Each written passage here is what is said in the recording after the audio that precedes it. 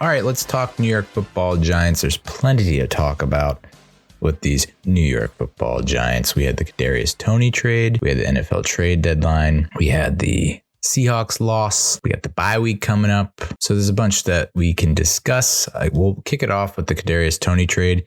This happened basically right after I was done recording the last podcast, last episode. And a bit of a shocker, but not really. I think surprising, but not somehow. I don't know how that works, but you know, the vibes were not great with Kadarius Toney.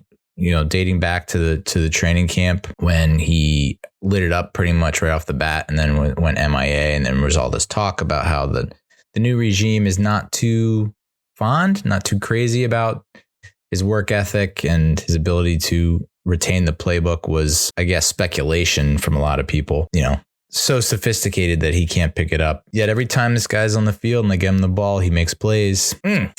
So somewhat bittersweet. We sent him to the Chiefs, which the Chiefs now have a litany of playmakers on their roster, especially on the offensive side of the ball. And they felt like the more the merrier. And if they're going to compete with the likes of the Buffalo Bills as the AFC contender, as the top AFC team, and to be in contention for the Super Bowl, they felt like Kadarius Toney was a guy that they could scoop up on the relatively cheap and just design all kinds of cool, kooky gadget plays, because that's what the Chiefs do, right? That's what Andy Reid and who's his OC, former running back, can't remember. That's what they do, right? They just cook up that's where Kafka came from as the OC. And so it's a matter of like, hey, he's your problem now. Do with him what you will. Maybe he'll come up big for you. A lot of people wondering about his injury situation, because it seems like he hurt his hamstring in training camp, missed some games, and then he tweaked some other hamstring in another game, and he just couldn't stay healthy. And then from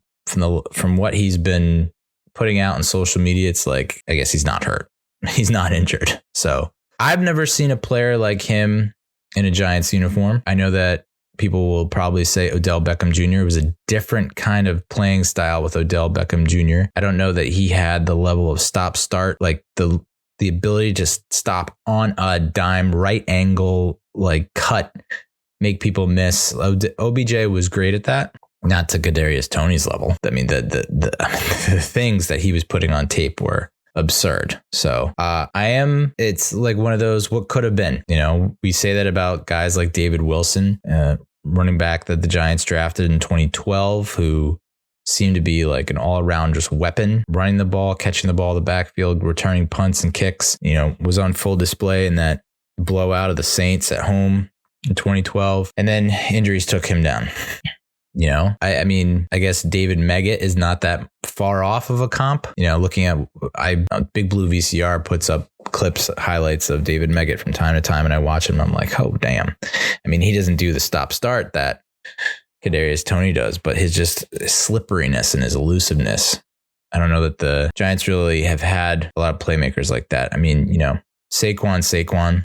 He's a once in a lifetime generational running back, but in terms of making a play, like touching the ball and knowing that something freaking crazy is about to happen every time he touches the ball. That was Kadarius Toney. I mean, just a jolt to the system. Electric. I mean, I know that term's thrown around and overused a lot, but just freaking electric, dude. It was just great to see him get his hands on the ball because he knew something good was crazy was going to happen. But you know, for whatever reason, he rubbed two different regimes the wrong way. So if it were the same regime, you'd be like, well, maybe it's just not a fit. I mean, we've talked about that with Julian Love and O'Shane Ximines and a lot of these guys that were kind of lost in the mix or forgotten with previous coaching staffs. And then they get this coaching staff, who seems to get the most out of their talent, and they excel. But yet Toney, for whatever reason, just could not find his way to the playing field. It's just like, so good. I don't want to say good riddance, good luck, you know. I'm sure he'll go off with the Chiefs and make all kinds of highlight plays and make us regret that move. But we do get a 3rd round pick and a 6th round pick, both in next year's draft. Next year's draft, we now have 11 freaking selections. Once we get the 2 additional compensatory picks, one for Evan Ingram in the 5th, and then one for Keon Crossan in the 7th. We now have 2 third-round picks, 2 fifth-round picks, and 3 seventh-round picks. So Kadarius Toney is one of the trades that happened in October, late October. We saw the Eagles pick up Robert Quinn from the Bears. We saw the Cowboys pick up former Giant Jonathan Hankins, defensive tackle from the Raiders. The Jets made a move after Breece Hall went down, picking up James Robinson from the Jags. The Niners acquire Christian McCaffrey from the Panthers. And you could see right off the bat making a huge difference in week 2. Week 1, it was against the Chiefs, and he was used kind of here and there as he's trying to, take in and absorb and digest the playbook. And then week 2 of him being on the team, and it's like he throws a touchdown, he runs for a touchdown, he catches a touchdown. Hasn't been done since LaDainian Tomlinson. So it seems like the Niners have their finger on the pulse of what works with Christian McCaffrey. And Robbie Anderson, disgruntled receiver Robbie Anderson, gets dealt from the Panthers to the Cardinals, and the Falcons deal Deion Jones to the Browns. That was earlier on in October. So you can see the kind of teams that are making moves, right? It's the contenders: Eagles, Chiefs, Cowboys, Jets, Niners, Cardinals. Even the Browns feel like they still have a shot. And that's important to note because, as Joe Schoen, Giants GM, pointed out, there aren't a lot of sellers. There aren't a lot of sellers in the market. A lot of people, a lot of teams halfway through the season still think they have a shot. And, just look at the NFC South and the NFC West. Those 2 divisions are up for grabs. The Seahawks put on display why they are probably the favorite to win the West, but the Niners, now that they got McCaffrey fully integrated and blended in to that scheme, they could make a run. I think the Rams are pretty much done. And I think the Cardinals are like, I don't know what the hell the Cardinals are or what they're doing. They're just kind of all over the place. I don't take them too seriously. Obviously, I think they probably have the potential on paper to make a push, but I just don't see it actually coming to fruition. In the NFC South, it's like the Bucks are struggling big time, can't run the ball, losing games, losing to the Panthers, and so now the Falcons feel like they've got a shot. So they're wheeling and dealing. The Panthers are pretty much out of it, and so they are a seller. The Detroit Lions, they are a seller. Pretty much everyone else feels like they have a shot, and rightfully so. The Commanders are in last place in the East, but they're 4-4. So they could who's to say that they can't be the 7th seed as a wild card? I wouldn't put it past the NFC East to have all 4 teams go to the freaking playoffs. Just have the Eagles get the bye, Cowboys get the 5, we get the 6, and the Commanders get the 7. That's not out of the realm of possibility, especially with Taylor Haneke doing his thing, being all magical and shit. So leading into the NFL trade deadline, which was on Tuesday, November 1st at 4 p.m., there were all kinds of rumors swirling about who we could go after. Primarily, it was all wide receiver talk, which I thought was kind of interesting that we weren't in any discussion about a tight end or maybe an offensive lineman, maybe even an inside linebacker, knowing that our linebacker and crew is so on the interior is lacking, I would say. Could do better. So Jerry Jeudy and KG Hamler from the Broncos, they were being tossed around a whole bunch because their rookie contracts are expiring in 2024. Brandon Cooks was another guy that we could have gotten the cheap this year, but would have had to pay out the ace next year, something like $24 million, which he'll give you 900 to 1,000 receiving yards and a bunch of touchdowns, which for a wide receiver starved team like we are, that sounds like freaking an oasis, nirvana, heaven on earth. So, but understandably, I don't think with the cap issues that we have and the fact that we have Kenny Golladay still on the freaking roster, that severely hamstrings us. In terms of bringing in a wide receiver 1. DJ Moore was tossed around a lot. Chase Claypool, Denzel Mims, or Elijah Moore. And that was more a product of them, Mims and Moore, being frustrated in the offense that they're in, disappointed. Even though the team's winning, they're not producing. And so those are the situations you're looking for if you're a GM and you're trying to wheel and deal and swap and make trades. Is teams that either are out of the playoff contention that are looking to acquire draft picks to rebuild, of which there's Panthers and Lions, really. And then you have the teams where they might be middling or winning, but they've got these personalities that are just not jiving with the rest of the roster for whatever reason, or the scheme. And those are where your other opportunities are. So like the Texans are pretty much out of it, right? So they would be looking to deal. The Broncos are pretty much out of it. I mean, they just look awful. So, that's why people thought Judy and Hamler might be gone. And Claypool with the Steelers, like the Steelers aren't great this year. And I don't know that they really have a shot in the AFC North. So they were looking to deal Claypool. So, and I think a lot, the sentiment among Giants fans was we want something to happen, but we're not expecting something to happen. And I think most fans, it was 50-50.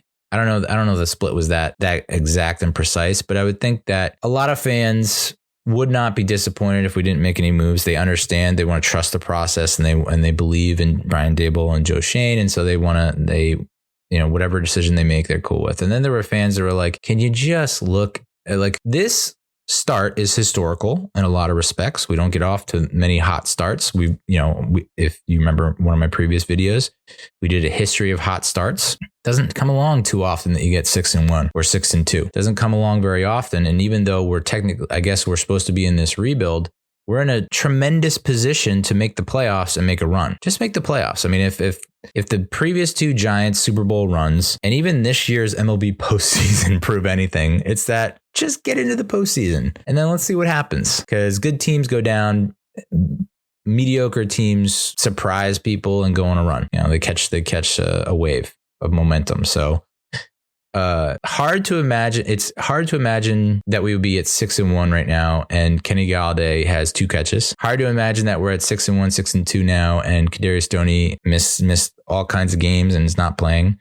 Sterling Shepard injured, not playing. Wan'Dale Robinson missed a bunch of games. Like it unfathomable that we would be at 6-1, 6-2. That being said, I think a lot of Giants fans are like, I don't think that's sustainable. I think teams are going to catch up with that and be like, let's just do what the Seahawks did. And that's the secret to success against the New York Football Giants.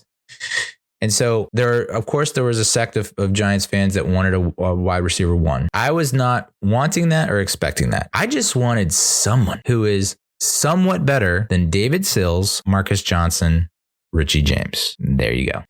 I have confidence in Darius Slayton and I have confidence in Wan'Dale Robinson, even though they have a tendency to just straight up ghost us during some games. I don't know if that's a result of what the defenses are showing or sending our way, or if it's just not in the cards, not in the game plan for that contest. But to me, it's like, all right, I feel okay to good about Slayton and Robinson.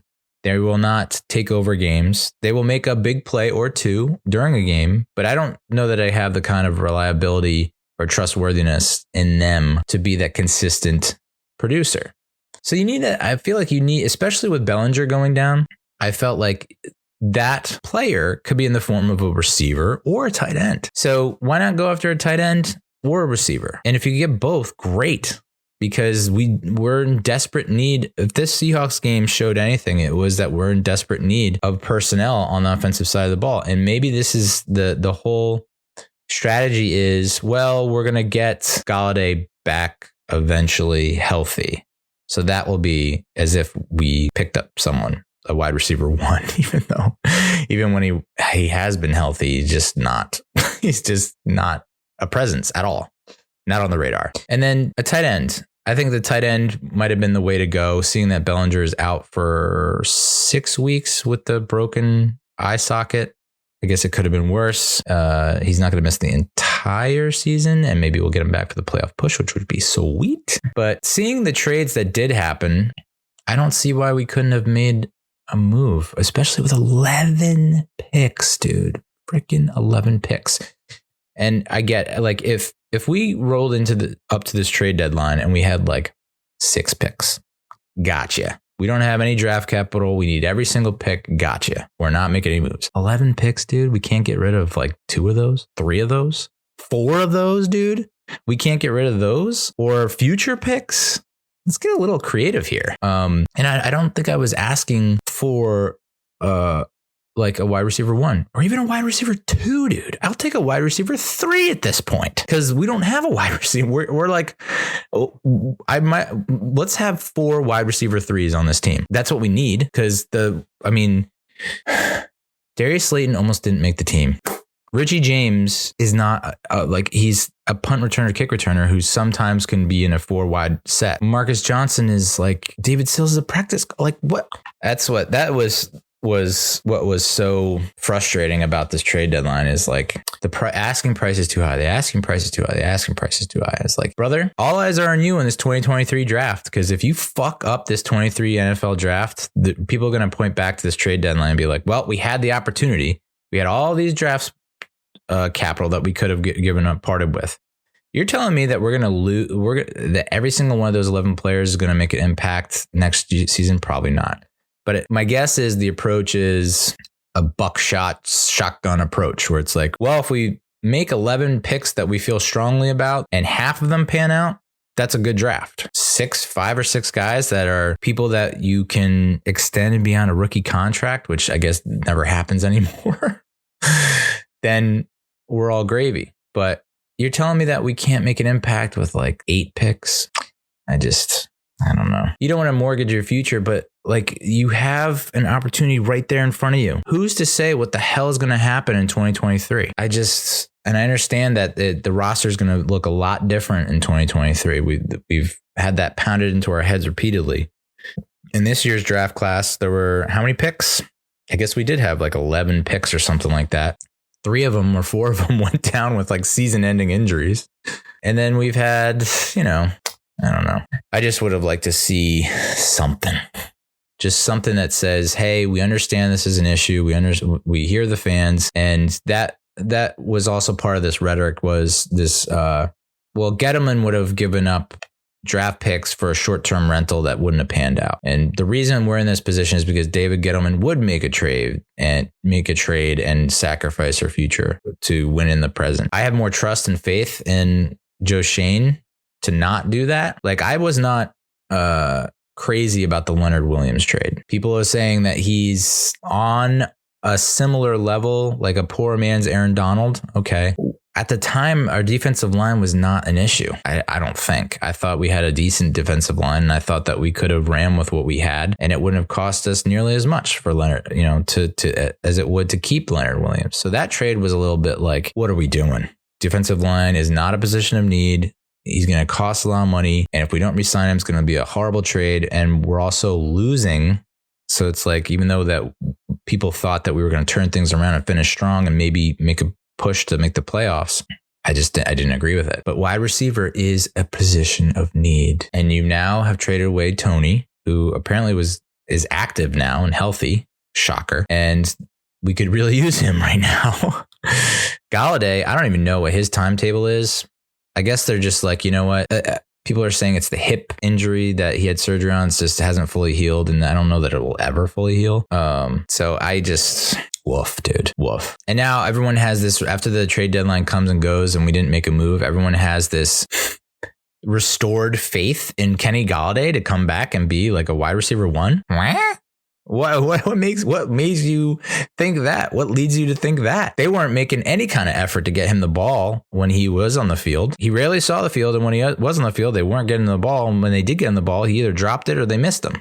So now it's like he's going to come back and be our savior. Listen, would be a hell of a story. Would be a great story. And it's a nice to see story.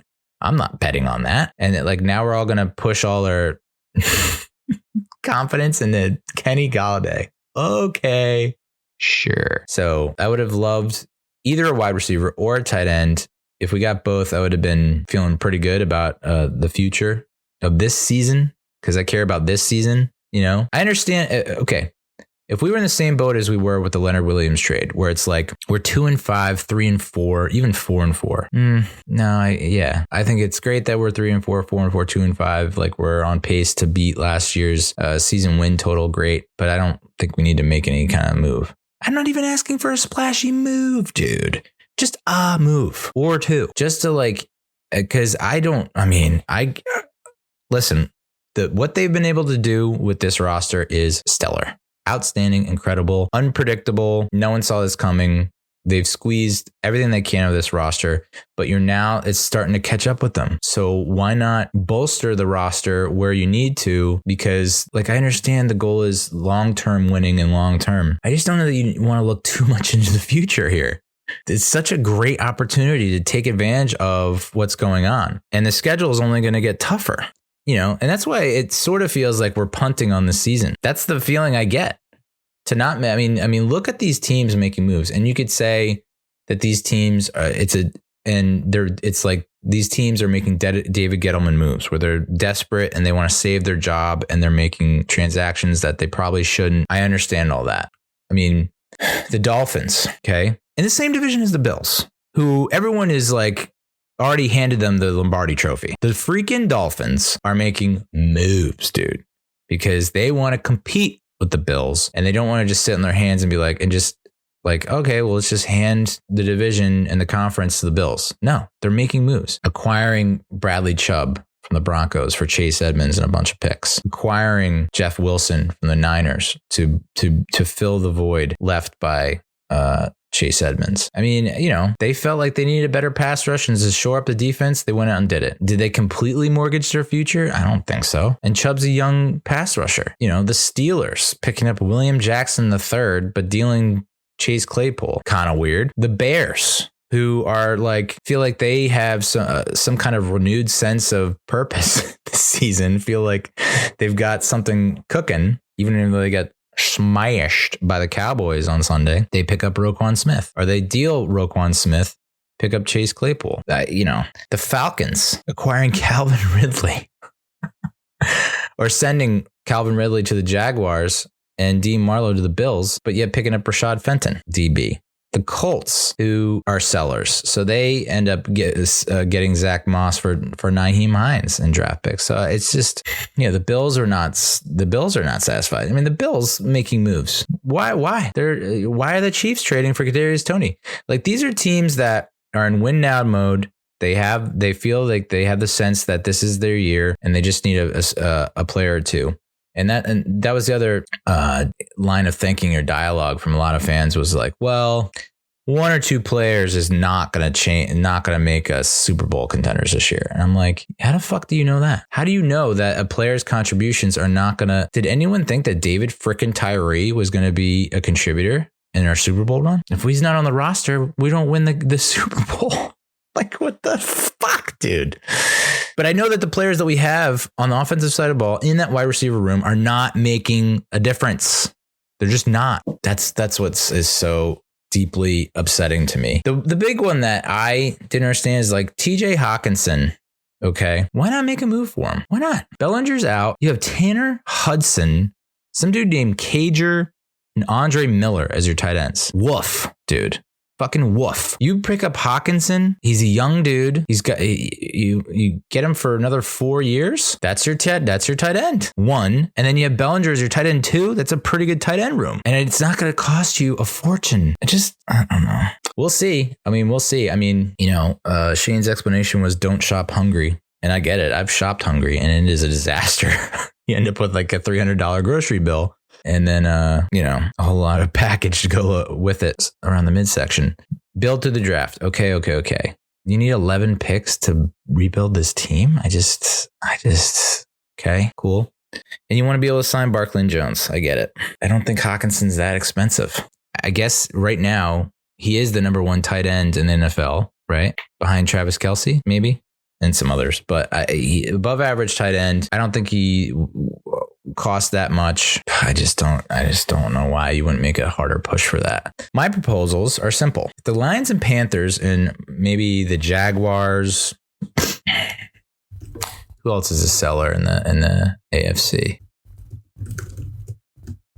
Because it's Lions, Panthers, and NFC. Texans, Steelers, Jaguars, Raiders, maybe are your sellers in the AFC. So I did some looking. There are 2 wide receivers in the Lions that I think you could bring them in and they would contribute more so than the crew that we got that we're rolling out there right now. Khalif Raymond. He's 28 years old. In the last 4 games, 5 targets, 7 targets, 6 targets, 4 targets, 3 to 5 catches per game, anywhere from 40 to 80 yards receiving. You're telling me you wouldn't sign up for that right now? If you could get those numbers over the next 4 games, you wouldn't sign up for it?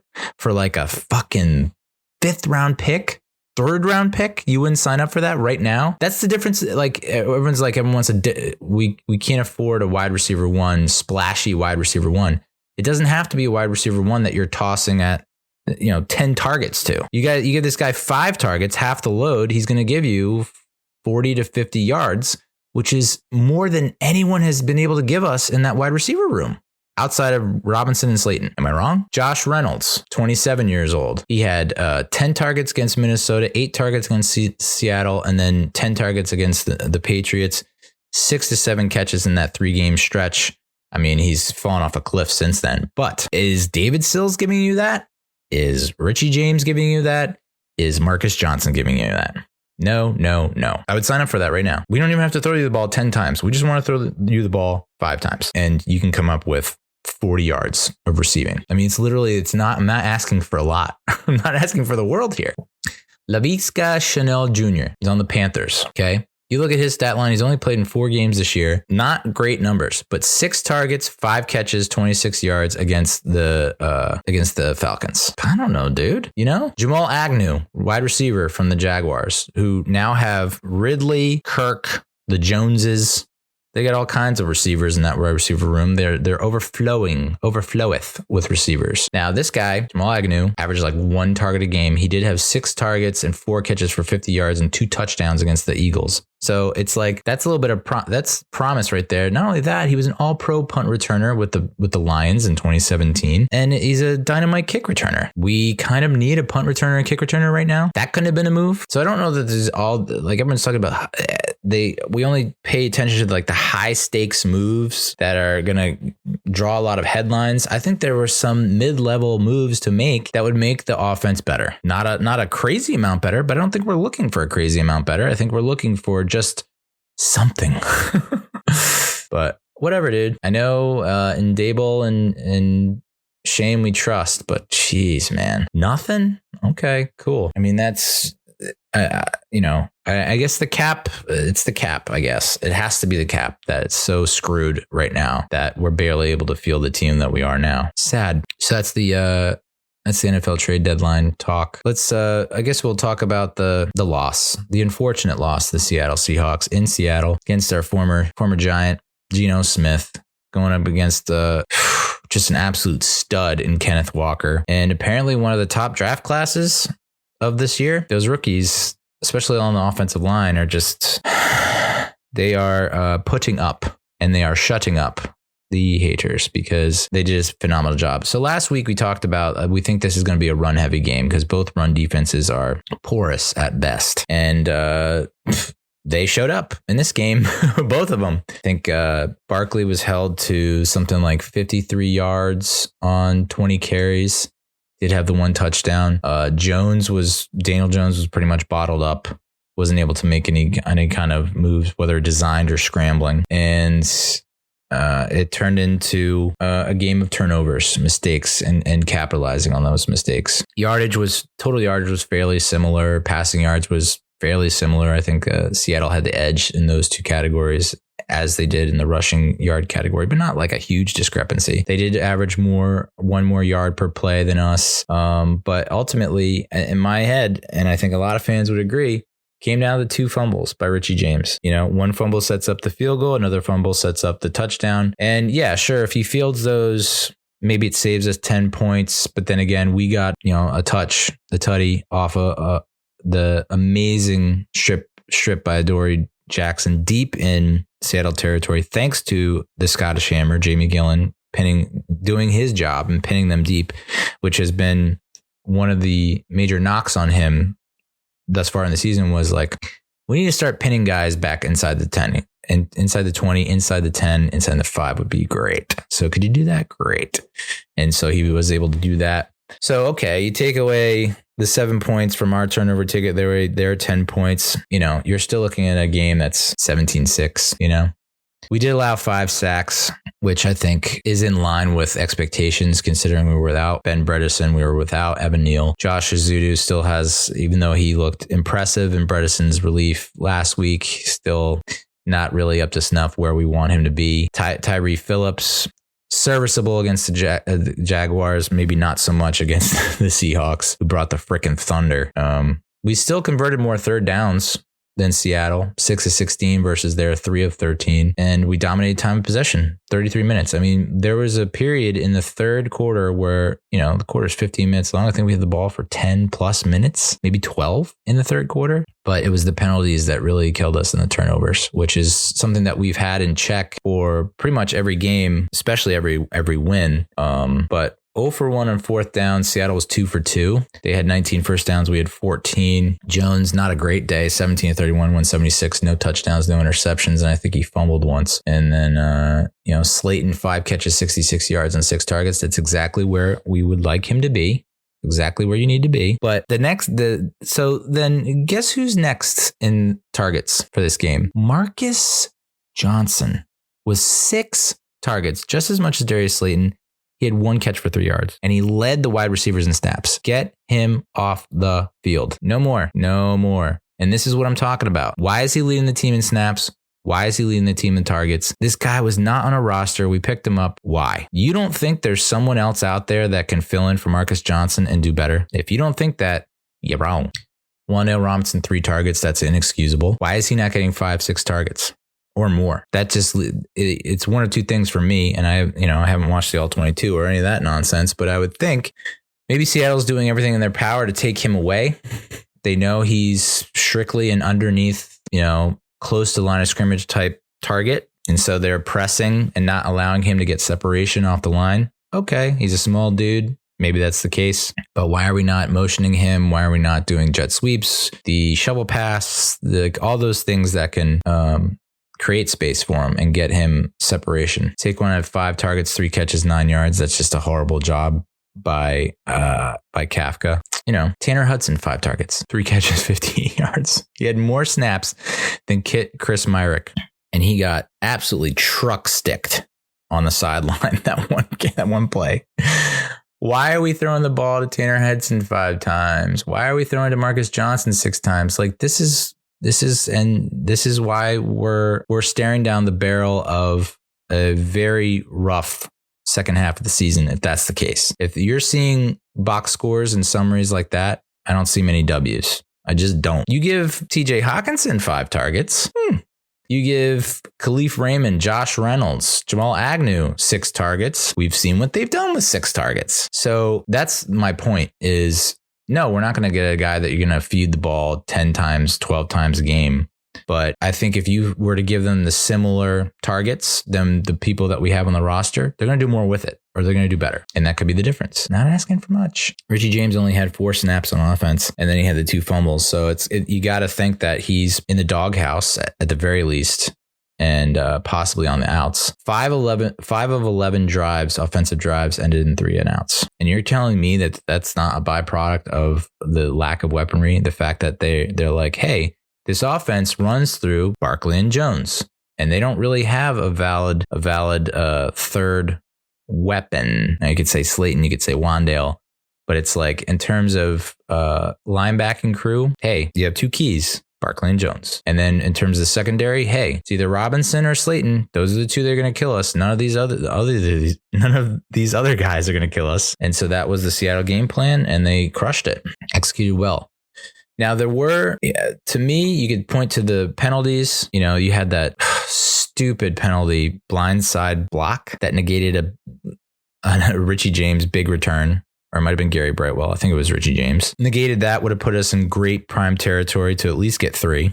And you had a few other penalties that are just like ticky-tack type stuff that either prolonged a drive or negated something special on defense. So, but there were 3 drives, Giants drives in particular, that I want to point out. Drive number 7 was at the beginning of the second half. We started at our own 8.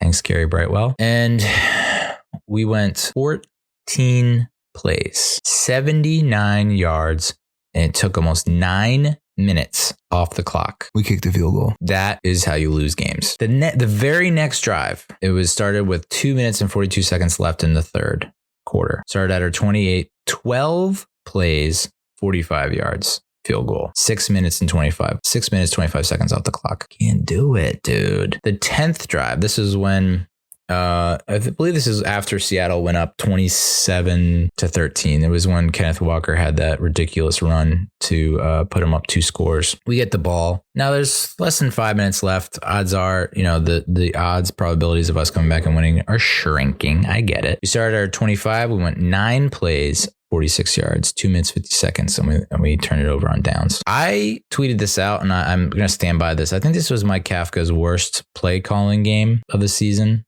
but it's kind of hard to blame him because of who you have. Like, once they take away Barkley, once they've figured out Jones, and once they've taken care of Slayton and Robinson, who do you have? Who's going to beat them? And their pressure, they dialed up some great pressure. They look like the Seahawks defenses of old, to be honest, the Legion of Boom. But some examples of Kafka's kind of subpar play calling. QB draw on 1st and 10. We're down by two scores, and you think a QB draw with Jones for like 3 or 4 yards, that's going to move the needle? What's going on? And I get it. You want to avoid 3rd and long situations, even though we actually do our best in 3rd and long. Like, we usually convert on 3rd and long. I just don't understand that call. It doesn't exactly inspire like this is how the comeback starts. That's like, oh, we're giving up. QB draw? What? And then 2nd and 1. With an opportunity to pick up an easy first down to extend the drive and at least get some momentum going, you pass and you get income, and then you get sacked, and it's now 3rd and 6, 3rd and 7. Like, just dumb. Just not smart. Leonard Williams led the team with 5 QB hits. He had 5 solo tackles, 3 assists, 1 sack, 1 tackle for loss. Timon Fox had a big game, undrafted free agent, 6 solos, 2 assists, 2 tackles for loss. Xavier McKinney had the big sack coming off the front side. Gino didn't see him. He was unblocked. Put a pretty nice hit. Laid the lumber on Geno Smith. But I got to say this. So if people were praising Fabian Moreau, I mean, Adoree Jackson had an amazing game, even though he did get beat on the double move by Lockett for the go-ahead score. And he did get fooled by DK Metcalf on the Kenneth Walker rushing touchdown. He still had a hell of a game, in my opinion. If only everyone else played like him. I know people were praising Fabian Moreau towards the beginning of the game, and I agree. I thought he was playing well, but eventually I think DK Metcalf proved too much for him. Also, how the hell were DK Metcalf and Tyler Lockett playing? And playing at full steam ahead as if nothing had happened. They were talking about DK Metcalf like possibly needing surgery days before. And Lockett was questionable with something going on. And they both played and they both looked like top of their game. Metcalf had like 10 or so targets or something like that. 10 targets, 6 catches, 55 yards and a touchdown. Lockett 8 targets, 5 catches, 63 yards and a touchdown. Marquise Goodwin also 5 targets, 4 catches, 33 yards. You tell me we can't find a friggin' Marquise Goodwin. You tell me we can't find someone like that? Okay. But here's what the note is. The 2 notes from the defensive side of the ball, or 3, I guess, for me. I know people like Kayvon Thibodeau, and I understand he's a rookie, but I kind of feel like we need more from him. Don't you?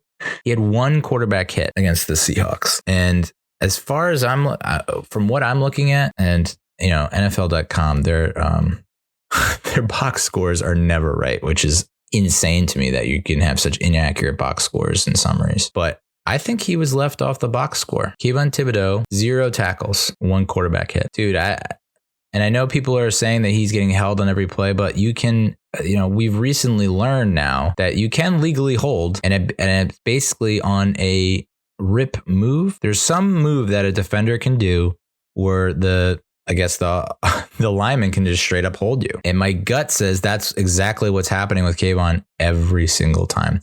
He's doing this move that allows the offensive lineman to hold him, and the refs are not going to call it.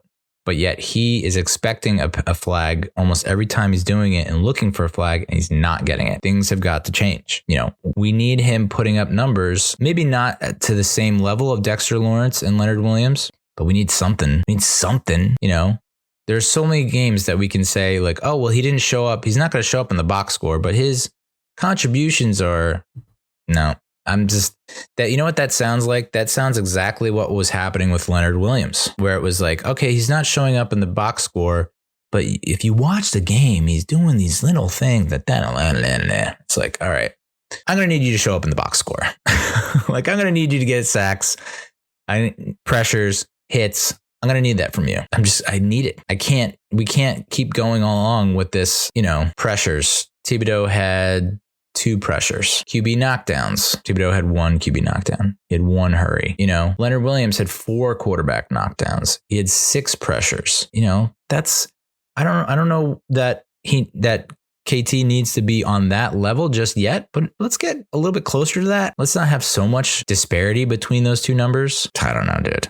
I don't think it's that unjustified for me to want that. Like, everyone's very high on him. He's got great personality. We all love him. But like, you got to start producing like box score numbers.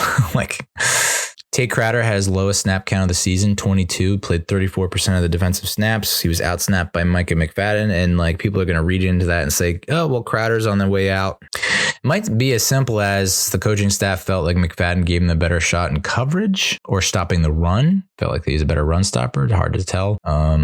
I'm not reading a ton into it. It could very much flip the next game against the Texans. And then I was sad to see no Landon Collins, to be honest. He had 7 snaps on defense, and maybe that's the case of like, well, he's really just a specialty linebacker type situation. Cause I think from what I saw in the game at Jacksonville, and I don't know if I saw it too much in the game against Seattle, was he was spying the hell out of the running back. It was usually like a definite passing down situation. And you could see it as soon as the ball snapped, he is this like locked and loaded on that running back. So maybe that was the similar case here. I'd still like to see him get more snaps, only 11% of snaps. Would like to see him get to that kind of 15%, 20%. That'd be nice. I think that would make me feel better about how we're using him and stuff like that. Those are my notes on defense. Gano was great as usual. Gillen showed up, almost had a third. He had 2 inside the 20 with a long of 69. I mean, the guy is underrated and undervalued by a lot of Giants fans. I think Giants fans, we appreciate and acknowledge Graham Gano. We almost take him for granted a lot of time. We're like, all right, here's 3 points. It's like, this is a 52-yard field goal. This is like not automatic, even for Justin Tucker. But I think there need to be some flowers. I hate saying that, but give some flowers to Jamie Gillen. He's getting better at pinning opponents. And there was one point where we're kind of deep in our territory. And it's like, if he shanks this, or if he decides like, I'm just going to hang this as high as possible, like, you're looking at the Seahawks getting the ball like close to our territory. And instead, he launches the thing to the moon and he flips the field. It's so crucial and critical. That is the reason we scored our first touchdown. Pin him at the 2, and then Adoree comes up with the strip. Who knows if we score that touchdown, if we get that ball at like the 30 or the 20. I don't know that we're going to score because our offense just was like struggling big time.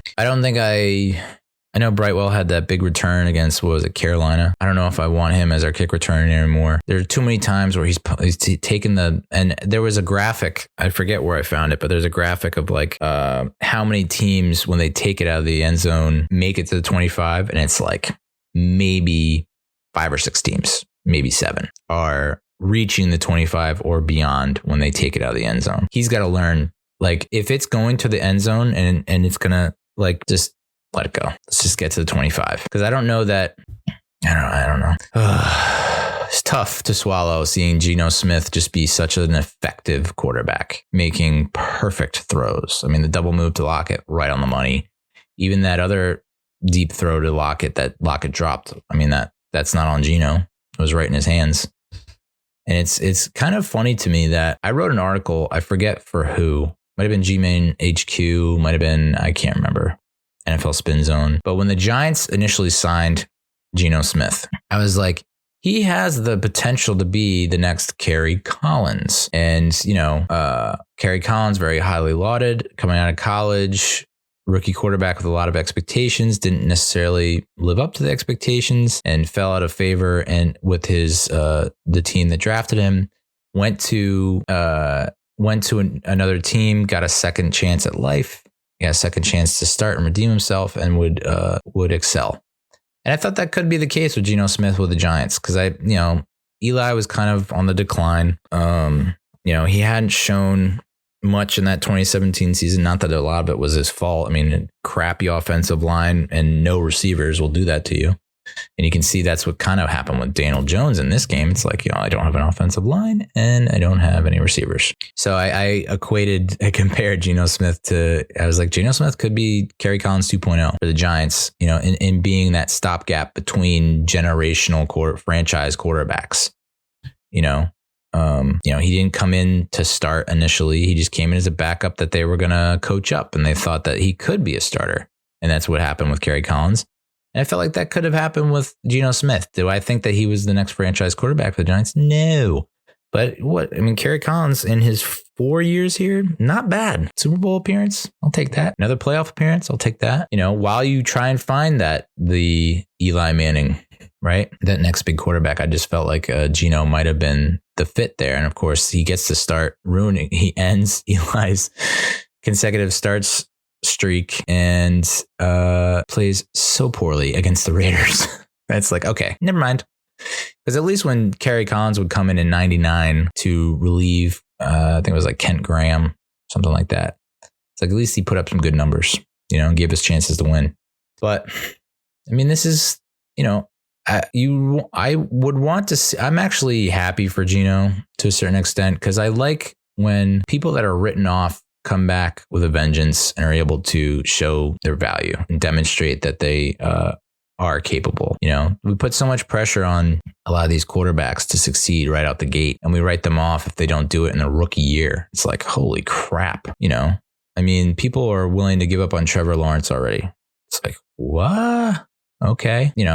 For every Mahomes that comes hot out the gate, you're going to have a dozen guys that don't do that and then get buried and aren't given a second chance. Like I look at Marcus Mariota, lost his job in Tennessee. I think he went to Vegas, backed up there. Now he's in Atlanta, and now he could have that team poised for a playoff run. As much as I hated the post-game press conference and everything that he said after, like thanking Ben McAdoo and Jerry Reese for the opportunity, it's like, ugh. And a lot of what they said just made you think, as of right now, if you look at the playoff picture, like we would face them. We're the 6th seed to the 3 seed. We would then go to Seattle. And I got to tell you, I would freaking love that rematch. I would love it to go into Seattle and take them down after they beat us in the regular season. That is the story that I'm all about, that I'm here for. And, my concern going into this game was Kenneth Walker, and he didn't do much.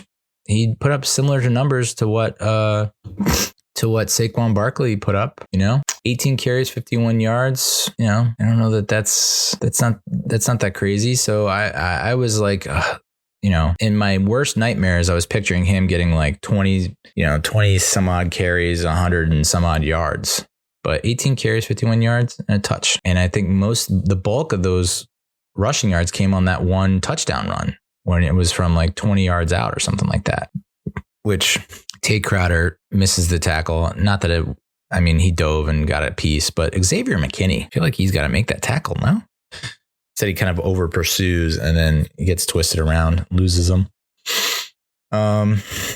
Mike Jackson, Jesus. I don't even think I included him in my preview last week, but he comes up with 3 passes defended, 7 solo tackles. Woof, freaking Michael Jackson. Ryan Neal, their safety, 6 solos, 2 tackles for loss. Uchenna Nwasu seems like a game wrecker. 5 solo tackles, 2 sacks, 2 tackles for loss. Cody Barton had a sack. Puna Ford, great name, had a sack and a tackle for loss. And then Bruce Irvin only had 1 solo, 1 assist, 1 tackle for loss. But it was just a nice little reminder that dude is legit, or was legit, when he basically crashed the Giants' backfield and pushed Daniel Jones into Saquon Barkley. It's like, oh boy, you are a one-man wrecking crew. But that was basically his only highlight. So looking at the playoff standings, looking at the playoff status, Eagles, they win again. It looks like they're going to get the number 1 seed in the NFC, right? Unless the Vikings with TJ Hawkinson. Woo. But so yeah, it's either Eagles or Vikings vying for number 1. And then you would have Seahawks 3, Falcons 4, which the Falcons should not have won that game. I'm actually just rewatching it on NFL Network now. And like the Panthers had it. And then DJ Moore, Giants trade target, catches a incredible throw by PJ Walker. Moore catches it for the touchdown. It's tied. All they have to do is kick the extra point and they win. And of course, DJ Moore removes his helmet and gets penalized 15 yards. They miss the extra point and they lose in overtime. So Panther's going to Panther, I guess is the expression, right? But the Falcons, it's games like that and having the ball bounce your way and the luck of something like that can really propel you, which is something the Bucs haven't had happen for them so far.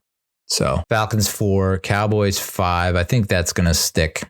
Giants are right now the 6th, and then the Niners have the 7th at 4-4. But then you have the Commanders at 4-4. I think the Rams are going to give people some problems, but I think they missed the playoffs. I honestly think the Bucs cannot turn it around. I think they're going to miss the playoffs. I don't think the Packers are going to turn around. I wouldn't be surprised if the Bucs and Packers make late pushes to possibly get in the playoffs, but I think they just miss out. Cardinals are the Cardinals. I mean, the Saints are intriguing to me, really intriguing. I think if anyone makes a case to a run for the Falcons' money for that NFC South division title, it could be the Saints. Why? Great question. I feel like the defense is coming around. Feels like if they can ever figure out how to make Taysom Hill work with Andy Dalton and Alvin Kamara, I don't know. It just seems like they've got something, So I think I wouldn't be shocked if we end up getting the 7 seed and then have to go to the Minnesota to play the Vikings. Ooh. Which, I mean, I don't know. Would you rather go to Minnesota and play the Vikings in the wild card, or would you rather go to Seattle and play the Seahawks? I guess we'll find out because we're gonna end up playing Minnesota later in the year, so that'll be a good litmus test, I guess, barometer of measuring stick of how we compete and compare with the Vikings. But I feel like now that we know what the Seahawks are, but Seattle's such a tough environment to play in, whereas Minnesota's like not as tough. So would you rather go to Minnesota and play in the Vikings? Very interesting. Strength of schedule, not great. If we're looking at, making a run and getting that postseason playoff berth, the strength of schedule is not exactly in our favor. The Commanders have the toughest schedule in the league heading down the stretch, and that's because they got us, the Cowboys and Eagles, and we all have really good records, so that makes sense. But I would not look past Taylor Haneke, man. That freaking dude, he's just, I know a lot of people are saying he's like a gunslinger, poor man's Brett Favre, but yeah, that doesn't mean you overlook him or look past him. I mean, he almost led, in 2020 when they won the division at 7-9 and they hosted the Buccaneers because they won the NFC East. They almost took down Tampa, and Tampa went on to win the Super Bowl. Never forget. I think with Carson Wentz, I like automatically dialed up W's for both of those Commanders games. Now it's not such a lock, in my opinion. Then we have the second toughest slate ahead, both in the division and in the conference, and then the 4th hardest in the league. And then right behind us is the Cowboys, with the 5th hardest schedule in the league and the 3rd toughest in the conference in the division. So I guess if you're a team like the Rams, the Bucks, the Packers, teams like that are kind of on the outside looking in right now, that's kind of what your hope is. Like the Packers have a fairly easy schedule heading down. I mean, I think they have the toughest of the NFC North, but I think I think the Packers, of all the teams on the outside looking in, might have, like the Bucks and Packers, I think they will come on strong in the second half of the season. I just don't think it'll be enough. So yeah, right now we have a 82% chance of making the playoffs. So went down from 90%. According to playoff status, we have a 29% chance of getting that 5th. Our best odds are getting that 5th playoff spot. But I just don't see it. I think the Cowboys are going to get it. And then our next highest probability is that 6th spot. But I honestly, given the current state of the team and the injuries are piling up, and I think they're going to be too much, to be honest. I think they've done an amazing job, astounding job of being able to make the most out of what they've been handed. Lemons, lemonade, that whole shtick. but I don't know that they can keep it up, especially with it's like continuing to get mounting injuries. But I do look forward to the day when we get everyone back.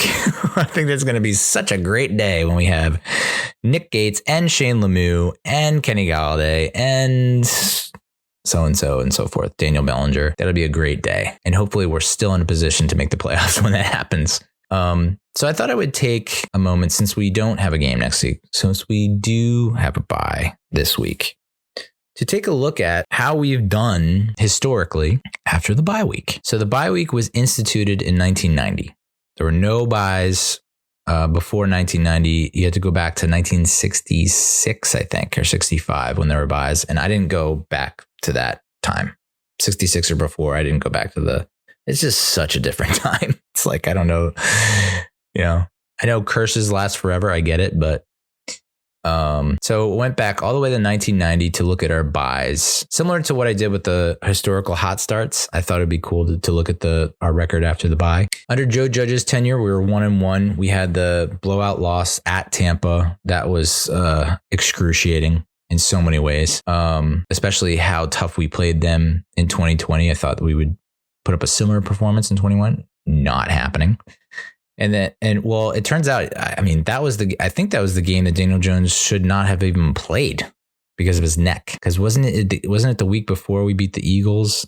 And that's when he suffered the neck injury, I think he suffered the neck injury in this game and then still played against Philadelphia and won. Holy crap, dude. Interesting that we have not heard anything more about his neck. I guess it's like fully healed. I don't know. 2020, we got the W over the Bengals, who were like, didn't have Joe Burrow and were banged up, and we beat them by 2, and it came down to the last drive. Defense had a huge stand. That was the Nico Lelos game. And then Pat Shurmur's tenure, two games after the bye, one in 2019. After week 12, we lost to the Bears 19-14. That came down to the last drive where we just came up short. Another knock against Daniel Jones, I guess, not being clutch, not being able to win close games and come from behind. He's kind of disproved that this year.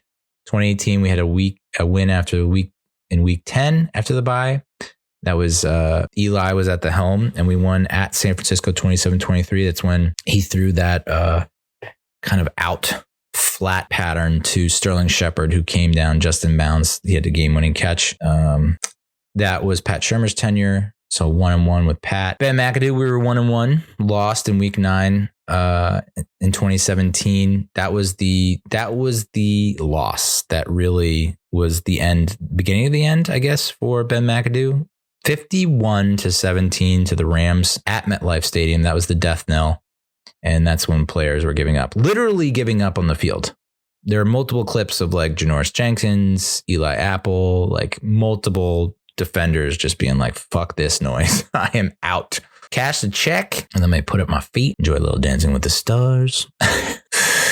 So that was Ben McAdoo's tenure. In 2016, there was a win in week 9. That was the win at home. I believe I was at that game. We beat the Eagles and Carson Wentz 28-23. That was Carson Wentz's rookie year. Came down the last drive. Defense made a huge stand, which was, that basically was like every game in 2016. It was just the defense coming up huge at the end of games, which didn't happen in 2015. But it appears to be happening in 2022, sort of. Yes, definitely. So that's why the comparisons are tough, because it's like you have ex-players like Jonathan Casillas saying like, we were winning in 2016, but McAdoo had zero control over the clubhouse. So it's like you're hoping and praying that that's not the case with 22 Giants, where Daboll has his ducks in a row, has everyone in lockstep, and is not overlooking things because of wins, which I don't think he would. But interesting to it's not exactly apples to apples there. So Coughlin was not too bad I think out of all the coaches we've had, other than Parcells, I guess, he had the best record when it came to games after the bye. He was 7-5 after the bye. Historically, and I'll get to the other records in a little bit, but he was 7-5. 2015, 2014 were both losses. At Washington, we lost 2014. That's when we were down 20-0. And then we had a late comeback, come up short. That was like that bonkers catch by Odell Beckham down the left sideline, where it was he dove one-handed and caught it. Almost as impressive, if not more impressive, than the catch in 2014 against the Cowboys. 2014 was a major big time loss in week 9 against the Colts, 40-24. And then there was 6 straight years of wins after the bye. 2012, we demolished Aaron Rodgers and the Packers 38-10 on Sunday Night Football. It's crazy how I've forgotten about that. I know it was 10 years ago. I know we didn't make the playoffs that year, but we were kind of a wagon, but not really. Like, I felt like we were poised. I think after that win, I mean, that's week 12. After that win, I think everyone was feeling pretty good about our chances. And then we got our doors blown off by the Ravens and I want to say the Bengals, or who else was it? There was some other team we just got trounced. I know one of them was the Ravens, and that was like, okay, yeah, we're not going to the playoffs.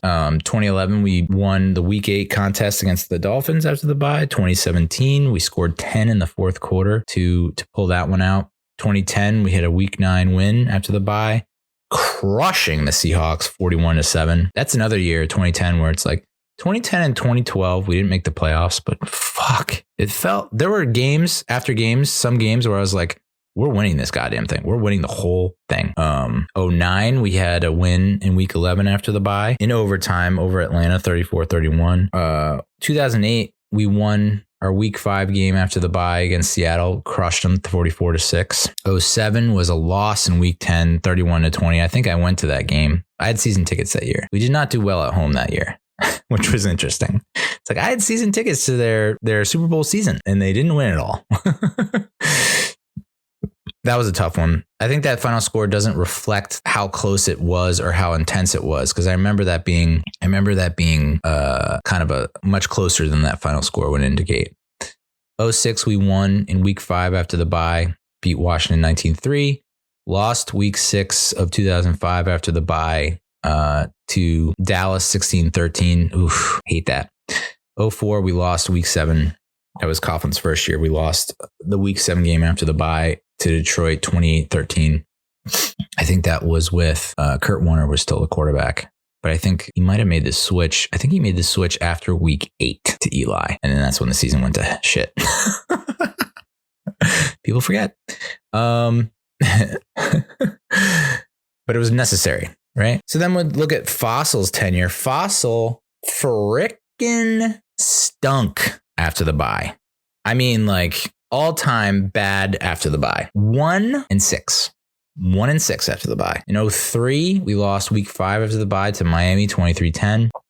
That's when I believe it was the three-headed monster with Miami. Cadillac Williams and Ronnie Brown doing the Wildcat and all that. Was that 2003 or 2008? I probably have it mixed up. Lost in 2002 in week 8 after the bye to Philly 17-3. Lost to Dallas in 2001 after the bye in week 13, 20-13. Won against Philadelphia 24-7 in 2000, week 9. In 99, week 10, we lost after the bye to Indianapolis 27-19. Lost in week 9 of 98 to Washington 21-14. And then we lost in week 11 of 97 season after the bye at Tennessee, but they were the Oilers.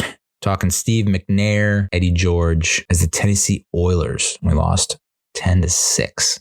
Yuck. Dan Reeves' tenure wasn't much better. He was 1-4 after the bye. In 96, he lost in week 7 after the bye to Philadelphia 19-10.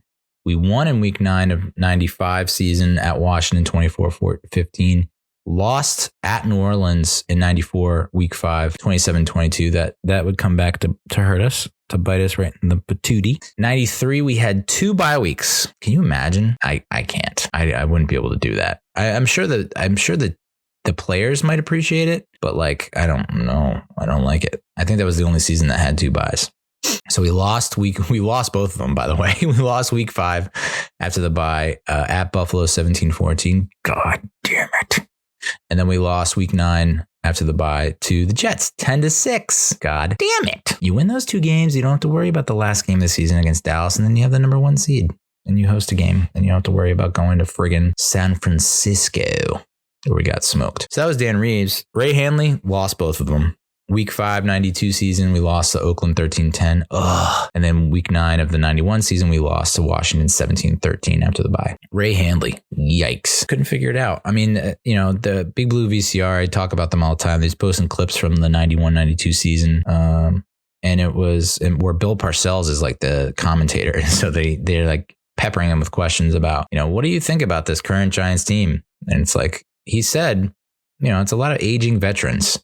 It's a lot of guys that are, came on in the mid to early 80s and are now like towards the end of their playing career, but still playing pretty good, at least on the defensive side of the ball. I mean, 13 points to Oakland, 17 points to Washington. It's not like we were getting our doors blown off, but I do think offensively it was challenging, because they had the whole QB controversy with Haas and Phil. So, and then Bill Parcells only bye week. He won, obviously, week 6 after a bye at Washington, 24-20. I think that was the Stephen Baker game where he caught a touchdown. He caught a short pass and took it to the house, 70 some odd yards, 80 yards. So yeah, it's our history of not great. So all told, we're 13-20 as a franchise after the bye. Coughlin obviously 7-5, Fossil 1-6, Reeves 1-4, Shermer, Judge, and McAdoo all 1-1, and then Big Tuna, Hanley 0-2, and then Big Tuna 1-0. So we'll see how Dable treats it. I know the bye. I said this on Twitter, like the bye comes at probably the best possible time for this team because they have so many freaking injuries. And it'd be nice just to rest guys and get them all back healthy for a very critical Houston Texans game, Sunday the 13th.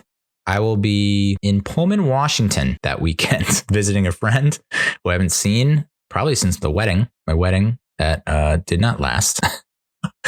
The wedding lasted, yes, the marriage not. So I haven't seen him in a while. I'm going to go out there, but maybe I'll be able to catch the game because it'll be on earlier. My flight's later. So maybe I'll be able to go to a bar and catch that, or I just have to record it and watch it when I get home. But I would say this, we have I have a feeling the postseason is going to come down to tiebreakers. Okay.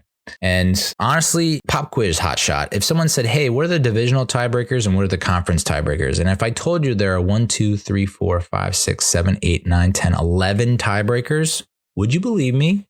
Probably not. And I'd say I'm confident in you guys. I have faith in you. I think you can get the first 3, maybe 5 tiebreakers correct. Because after you get past the first 3 or 5, it is mind numbing. So it's head to head. Y'all know that. Divisional record and conference record. Okay, got it.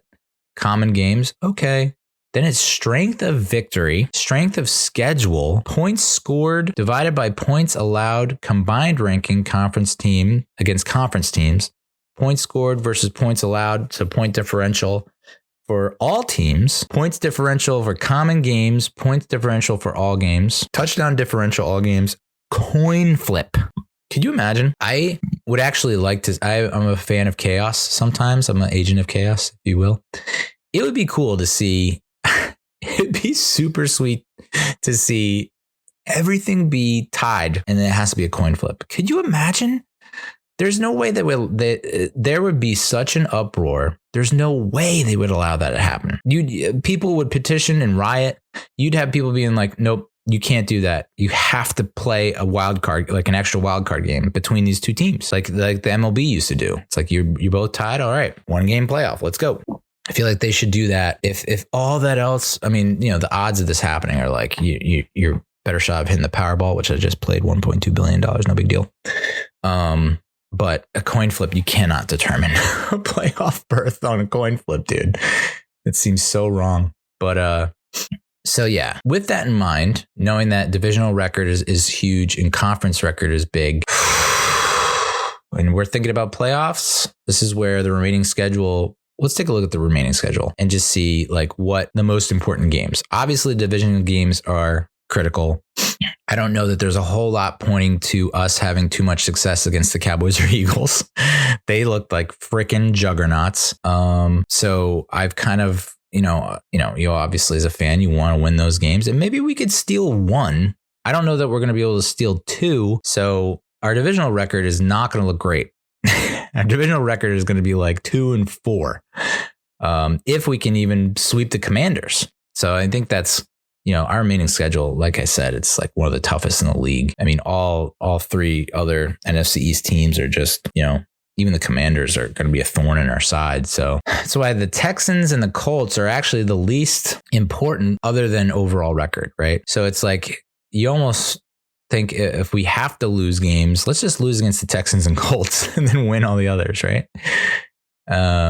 But yeah, we gotta pad the W column. That's for sure. So it's like these next two games, I don't want to say have to go 2-0, but man, that would go a long way if we could just beat the Texans and the Lions, because then we're set up. We're at 8-2, and we need to find 2 to 3 more wins among the remaining games. You got to think that the Colts should be a win. You would think. So there's one, and then you got to find one, and my guess is all likelihood Commanders. 1 or 2 games that we win. And so that's where my head's at is the Texans, I have a similar vibe as to when I did with the Jags. Luckily, we're playing this game at home. And so I think that's going to be huge for us, because I think if we play at Houston, it would have been another game like the Jaguars game, where it's like we're in enemy territory, unfamiliar surroundings, unfamiliar opponent, like not in our division. We don't play them very often. So it's a trap game for sure. Lions, you got to feel better about our chances after they got rid of TJ Hawkinson. That's a home game. So this is like these are our get right games, right? Go 2-0 there. If we go 2-0 there, we're 8-2 heading into the Thanksgiving game in Dallas against the Cowboys. Emotions are going to be an all-time high. Thanksgiving Day. Whoa. Afternoon game. That's our opportunity to show people that the Cowboys don't own us like they have for so long. And then we have the Commanders at home, Eagles at home. You'd like to get 1 or 2 wins out of that home stretch. And then at Commanders, at Minnesota, woof, home against the Colts, and then at Philadelphia, which that last game against Philadelphia, who knows? I mean, they could be like 16-0 and be like, we're gonna try and get the perfect regular season. They could be 15-1 or 14-2. At that point, it's like, let's just rest our guys. And then that could be an easy W. So with all that said, I have my updated record prediction, 11-6. I think if we can get the wins against the Texans and Lions, sweep the Commanders, and beat the Colts, that puts us at 11 wins. And, would be nice to steal one from the Eagles, and maybe that is that last game where they rest everyone. Or I'd love to get revenge on Dallas on Thanksgiving Day. That would be sweet. But realistically, just knowing how things have panned out and how each team has looked. I mean, Dallas's defense, Jesus Christ, dude. And even it's like they don't have Ezekiel Elliott. Well, Tony Pollard's better. Like what? So I don't think we're getting a lot of guys back in time for that Thanksgiving Day game. Maybe Evan Neal, and I think maybe that's the game plan here is like, let's try and use the bye to get healthy. I think that's why they didn't rush a lot of people back for Seattle, even though it's an important game. It's a conference game, not a division game. So it would be nice to get everyone back for that Cowboys game on Thanksgiving Day. And maybe that's the aim there, or at least for that. Let's try and get people back for that week 14 game against the Eagles at home. If you're aiming for the Cowboys game week 12 away, but if not, we really need to be at 100% for that week 14 game at home against the Eagles. So 11-6, that should do it, right? I think 10-7 could even do it. 9-8 feels like a coin flip situation. I don't know that we're going to be able to squeeze in at 9-8, given how the 49ers look super rejuvenated with Christian McCaffrey. Holy moly. And don't sleep on the freaking Commanders for some reason. Ugh. All right. So that's the New York Football Giants.